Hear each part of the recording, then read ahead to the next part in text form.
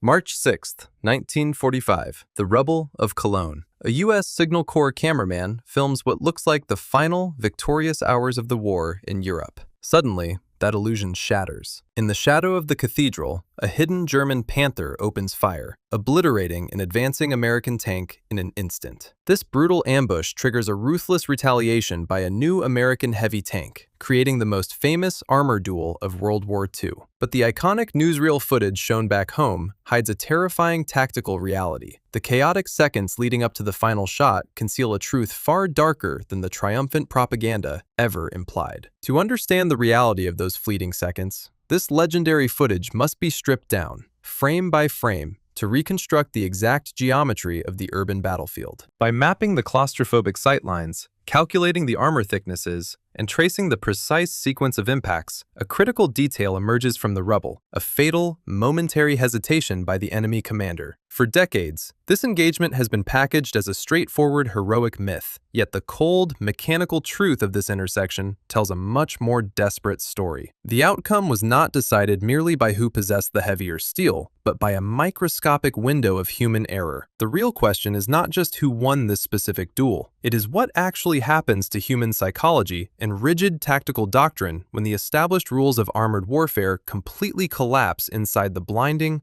claustrophobic confines of a shattered city. By early March 1945, the rules of engagement had already fundamentally shifted. The United States First Army was grinding its way into the Rhineland, bleeding for every mile of shattered asphalt. The spearhead of this advance was the 3rd Armored Division, a force exhausted by months of continuous winter combat. Their primary instrument of warfare remained the M4 Sherman, a medium tank that had won the logistical war but was heavily penalized in head-to-head tactical engagements against late-war German armor. The Sherman was designed for mass production, mechanical reliability, and the rapid exploitation of frontline breakthroughs, not for trading direct blows with German heavy tanks. When forced into a frontal confrontation with a Panzerkampfwagen 5, known as the Panther, American crews faced a terrifying mathematical disadvantage. The Panther's high-velocity 75mm gun could easily punch right through a Sherman's armor at distances exceeding a mile. Conversely, the Panther's thick, sloped frontal plate was virtually impervious to the standard American 75mm and highly resistant even to the upgraded 76mm guns, unless the American crews could somehow maneuver for a vulnerable side or rear shot. In the open fields of France and Belgium, American armored doctrine had a practical solution for this imbalance. If a Panther or Tiger was spotted, Shermans would use their superior numbers and mobility to flank the enemy, or they would simply halt their advance and call down overwhelming artillery fire and tactical air support to obliterate the roadblock. But as the 3rd Armored Division crossed the city limits into the sprawling, densely packed metropolis of Cologne, those crucial advantages instantly evaporated. Urban combat completely neutralized the American reliance on massed artillery and air power. The jagged skylines and narrow, debris-choked streets created a disorienting maze of blind corners and restricted sightlines, where aircraft could not safely identify targets without hitting their own men. Artillery simply shattered more rooftops, adding to the impassable rubble blocking the streets below. Tank warfare was suddenly stripped of maneuverability. There was no flanking in a city street flanked by reinforced masonry. Combat devolved into brutal, linear engagements, where massive machines were forced down narrow corridors like steel coffins. In this claustrophobic environment, all defensive advantages shifted to the retreating German forces. A single, well-positioned anti-tank gun or a concealed Panther could lock down an entire boulevard. American tank commanders found themselves navigating a nightmare of verticality and shadow, straining to see through the suffocating smoke and dust of collapsing buildings. In the streets of Cologne, the armored doctrine taught at Fort Knox was utterly useless. Crews were forced to invent dangerous new tactics on the fly, coordinating closely with dismounted infantry to sweep basements and upper floors, or firing blindly into suspicious intersections, just to trigger an enemy response and pinpoint their location. They quickly learned the grim reality of urban armored combat. In a street fight without room to maneuver, the tank that fired the first shot almost always survived, while the other burned. Knowing the Sherman was fatally outmatched in these conditions, the War Department had rushed an emergency deployment to the European theater under the classified Operation Zebra. Hidden among the thousands of Shermans rolling into Germany were 20 brand new, virtually untested heavy tanks, the T-26E3 Pershing. Designed specifically to counter the heavy German armor, the Pershing boasted a massive 90mm gun and 99mm of sloped frontal steel. It was 46 tons of raw, unproven potential, hurried to the front line to see if it could finally look a Panther in the eye. A handful of these rare machines were assigned to the 3rd Armored Division as they pushed into the heart of Cologne. On paper, the Pershing was the ultimate equalizer, the technological savior American tank crews had been begging for since Normandy. But paper specifications mean absolutely nothing in the blinding dust of a shattered European city. As one of these new Pershings slowly navigated the devastated streets toward the soaring spires of the Cologne Cathedral, its theoretical superiority was about to collide with the brutal reality of a meticulously prepared ambush waiting just around a blind intersection. The trap waiting near the cathedral was not sprung on the new heavy tank. The first victim to cross that fatal sightline was a standard M4A1 Sherman from F Company. Moving cautiously through the debris-littered intersection of Komödienstrasse, the Sherman's crew was attempting to cover the infantry advancing toward the central railway station. They never saw the threat. Concealed in the deep shadows near the railway tunnel, a German Panther lay in wait, commanding a perfect, unobstructed field of fire down the avenue. The Panther fired. Over the decades, some popular accounts and misinterpreted visual evidence have suggested that the heavy German 75mm shell merely glanced off the American tank. The physical reality of the strike was far more definitive. At such a claustrophobically short urban range, the high-velocity, armor-piercing round did not bounce. It cleanly and catastrophically penetrated the Sherman's hull. The kinetic impact instantly killed 2 crew members, the gunner and the loader, inside the turret. The tank's commander, Karl Kellner, was fatally wounded by the strike. Although he was quickly pulled from the smoking wreckage by his surviving driver and bow gunner, Kellner would die on the rubble-strewn street shortly after. The destruction of Kellner's Sherman was not just a localized tragedy. It was a sudden tactical wall that instantly paralyzed the American advance. The burning M4A1 transformed into a grim warning marker. The accompanying soldiers from the 36th Armored Infantry Regiment were abruptly pinned down behind piles of shattered masonry, trapped by the terrifying proof that standard medium tanks could not survive the intersection. Any further attempt to push Shermans across that open sightline would only result in systematic slaughter.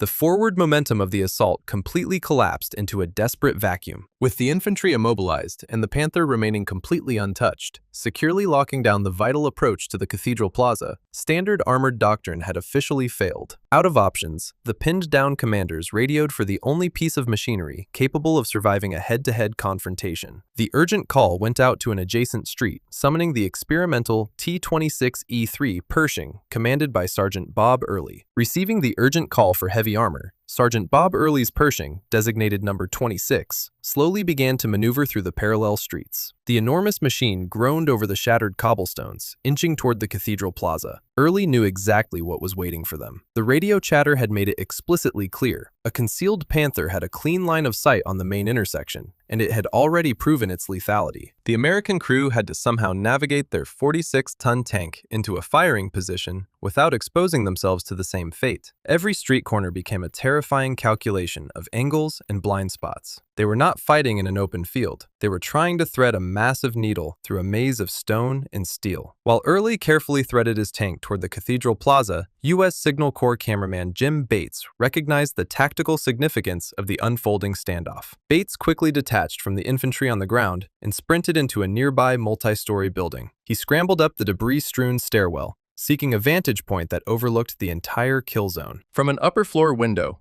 Bates set up his heavy camera, looking directly down onto the open intersection. Below him, the cathedral spires loomed, while the smoldering wreckage of Karl Kellner's Sherman served as a grim marker of the Panther's line of fire. Bates had inadvertently secured a box seat to what was about to become the most intimately documented armored duel in history. Down on the street level, the perspective was far less detached. Inside the German Panther, Commander Wilhelm Bartelborth held a dominant defensive angle. His tank was tucked into the deep shadows near the railway tunnel, its sloped frontal armor facing the only logical approach the Americans could take. Bartelborth had already destroyed one enemy tank and effectively halted the entire American advance in that sector. He had a clear field of fire, a superior gun, and the psychological advantage of holding a fortified, concealed position. From his perspective, the Americans were walking into a perfectly laid trap. He felt confident in his position, likely assuming the Americans would simply send another lightly armored Sherman into the intersection to be systematically destroyed. But inside the Pershing, the psychological pressure was mounting rapidly. Gunner Clarence Smoyer, sitting in the cramped turret of the new heavy tank, was acutely aware of the tactical geometry they were facing. Smoyer knew the Panther's gun was already trained on the intersection. If the Pershing followed standard doctrine, stopping at the edge of the intersection to aim and fire, that brief pause would be fatal. Smoyer realized that in the fraction of a second it would take him to stabilize the 90mm gun, Bartleborth would have enough time to pull the trigger. The Pershing's heavy frontal armor might stop a glancing blow, but at this point-blank urban range, a direct hit from the Panther's high-velocity 75mm gun was still a deadly threat. Stopping to aim meant giving the enemy the first shot, and in a street fight, the first shot usually dictated survival. As the Pershing crept closer,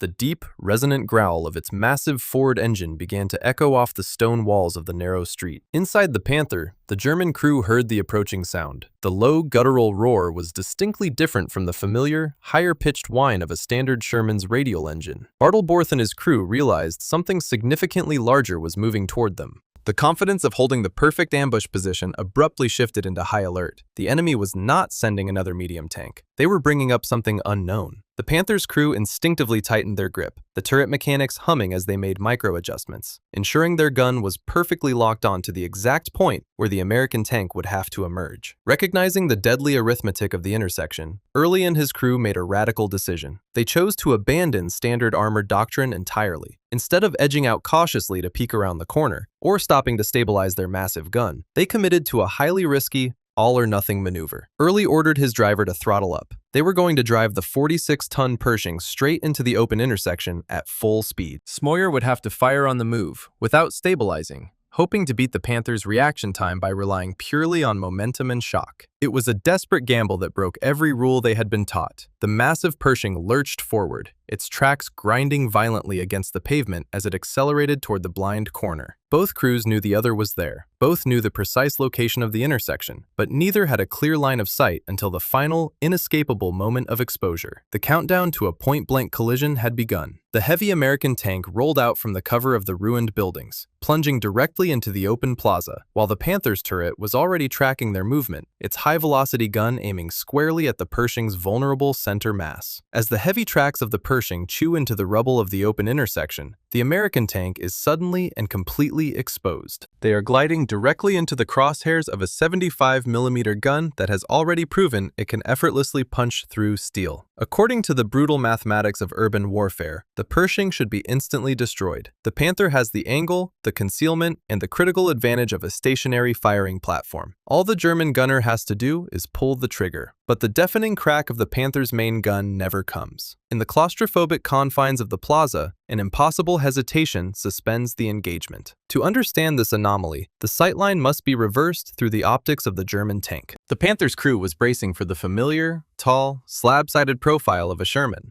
Instead, the machine lurching into their sights defies every recognition chart they know. The Pershing is exceptionally wide and low to the ground, featuring thick, sloped armor entirely alien to the American arsenal. Furthermore, its massive 90mm barrel lacks a muzzle brake, yet the vehicle's sheer bulk and wide tracks violently mimic the imposing silhouette of a German heavy panzer. Caught in the suffocating dust and shadows of the shattered square, the German crew suffers a catastrophic cognitive delay. In that microscopic fraction of a second, processing a radically unfamiliar shape, they momentarily misidentify the most advanced tank in the United States military as a retreating friendly unit. That single, agonizing moment of psychological paralysis leaves the Pershing totally helpless in the crosshairs, hanging entirely on an enemy's failure to act. Clarence Smoyer does not share that hesitation. Operating entirely on raw survival instinct and ingrained muscle memory, he does not wait for the Pershing to come to a halt. He does not wait for the massive 90mm barrel to stabilize. While the 46-ton tank is still rolling forward across the rubble-strewn intersection, pitching violently on its torsion bar suspension, Smoyer squeezes the trigger. The deafening blast shatters the remaining glass in the plaza. The heavy armor-piercing shell crosses the claustrophobically short distance in a fraction of a second. It strikes the Panther squarely on the lower half of its thick gun mantlet. At this point-blank urban range, The immense kinetic energy of the American 90mm round is unstoppable. The shell punches cleanly through the steel, driving deep into the fighting compartment. The physical penetration is catastrophic. Superheated metal fragments rip through the interior, instantly igniting the stored ammunition and pressurized hydraulic lines. A fierce internal fire erupts, turning the Panther into a blazing steel furnace. Smoke and bright flame immediately begin jetting from the open hatches.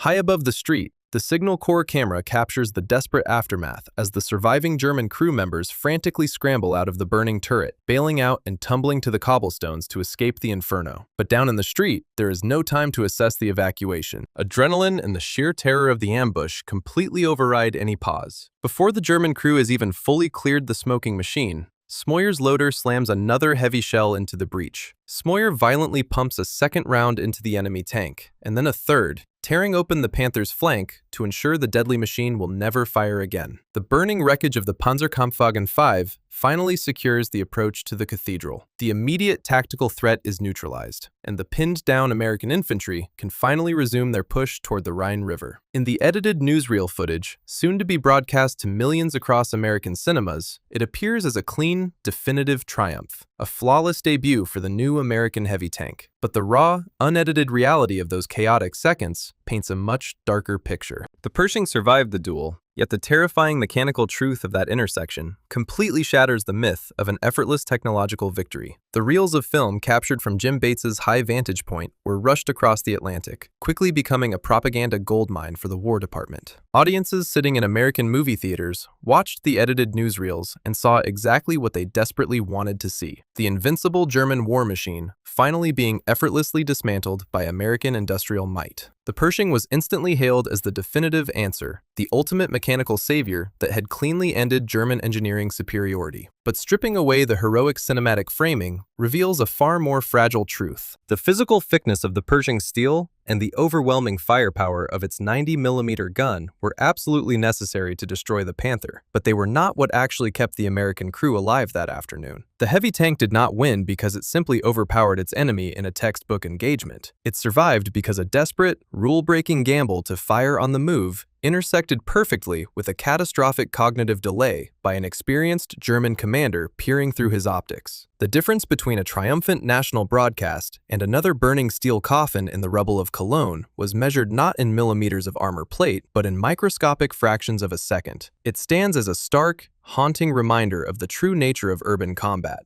In a global war defined by mass production, towering statistics, and apocalyptic mechanical slaughter, the final, unforgiving margin of survival was ultimately dictated by the fragile, unpredictable limits of human psychology. At the foot of the Cologne Cathedral, the ultimate decider of the battle was not the heaviest armor, but the crew that pulled the trigger first.